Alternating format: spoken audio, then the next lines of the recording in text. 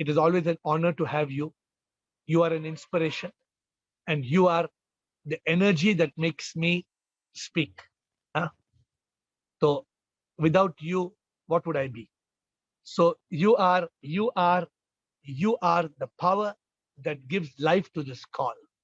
You are the Ruh. You are the Atma. You are the power. And I bow down to you for coming onto this call every day, and I seek your divine presence tomorrow at 8. Sip in all of you. May the sip come alive.